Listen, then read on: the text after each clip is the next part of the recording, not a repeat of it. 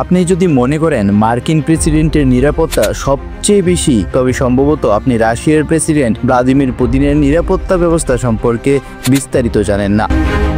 Putin কোনো সাধারণ রাষ্ট্রপ্রধান নন। তার চারপাশে এমন এক অভেদ্য নিরাপত্তা বলয় গড়ে তোলা হয়েছে যা দেখতে অনেকটা হলিউডের সিনেমার দৃশ্যের মতো। পুতিনের ব্যক্তিগত নিরাপত্তার দায়িত্বে রয়েছে ফেডারেল প্রোটেকটিভ সার্ভিস, যাদের একমাত্র কাজ হলো রাষ্ট্রপ্রধানকে একটি অদৃশ্য অত্যন্ত শক্তিশালী প্রতিরক্ষা দেয়াল দিয়ে ঘিরে রাখা। এই সংস্থার সদস্য সংখ্যা গোপন রাখা হয়, তবে অনুমান করা হয় এদের সংখ্যা 5000-এরও বেশি।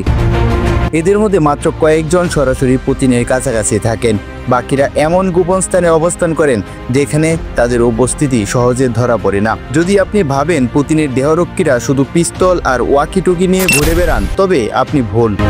তাদের হাতে থাকে অত্যাধুনিক স্নাইপার রাইফেল, বিশেষ ব্রিফকেস যা গুলি প্রতিরোধ করতে পারে, অধাতব অস্ত্র এবং উবার জেমিং ডিভাইস যা আশেপাশের সব ড্রোন, ফোন বা ইলেকট্রিক যন্ত্র বিকল করে দিতে সক্ষম। পুতিন যখন কোথাও যান, তার আগে 3 থেকে 4টি একই মডেলের গাড়ির একটি বহর প্রস্তুত করা হয়। এর মধ্যে কোনো গাড়িতে পুতিন আছেন তা জানা প্রায় অসম্ভব। এমনকি বিভিন্ন গোয়েন্দা তথ্য অনুযায়ী পুতিনের একাধিক বডি ডাবল বা ডামি রয়েছে, অর্থাৎ তার মতো দেখতে 2 থেকে 3 জন ব্যক্তি যারা গুরুত্বপূর্ণ মুহূর্তে তার স্থান গ্রহণ করে। পুতিন নিজেও একবার স্বীকার করেছেন যে তার বডি ডাবল ব্যবহারের কথা বিবেচনা করা হয়েছিল এবং কয়েকবার এটি ব্যবহারও করা হয়েছে। পুতিন যে খাবার গ্রহণ করেন তা 3 বার পরীক্ষা করা হয়।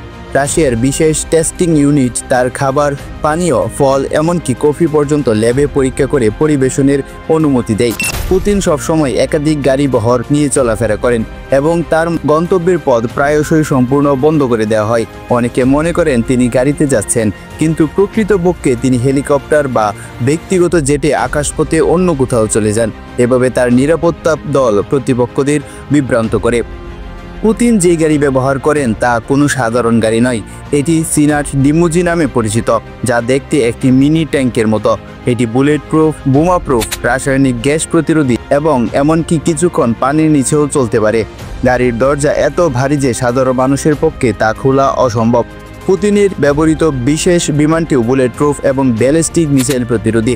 এই বিমানে অত্যধিক জ্যামার রয়েছে যা কয়েক কিলোমিটারের মধ্যে কোনো ড্রোন বা শত্রুর ফাইটার জেটের প্রবেশ রোধ করে। এছাড়া এই বিমানের সঙ্গে সবসময় 6টি ফাইটার জেট সুরক্ষার জন্য উঠতে থাকে।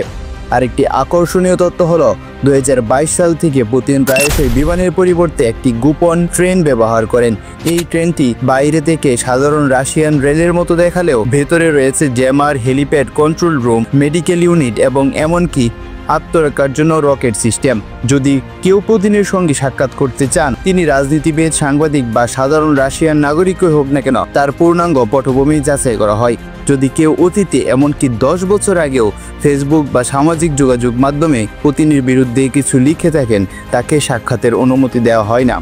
এমনকি কখনো কখনো FSO এর ক্লিয়ারেন্স ছাড়া অন্য দেশের মন্ত্রী বা রাষ্ট্রপ্রধানও তার সাথে দেখা করতে পারে না। কেউ কেউ বলেন পুতিন এই ব্যবস্থা গ্রহণ করেছেন কারণ তিনি সবসময় নিরাপত্তার মধ্যে থাকতে চান।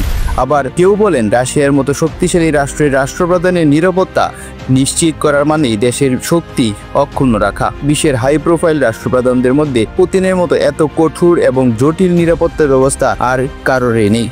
তিনি এমন এক ব্যক্তি যার সঙ্গে সাক্ষাৎ করতে গেলে আপনাকেও হয়তো গোয়েন্দা পরীক্ষায় উত্তীর্ণ হতে হবে।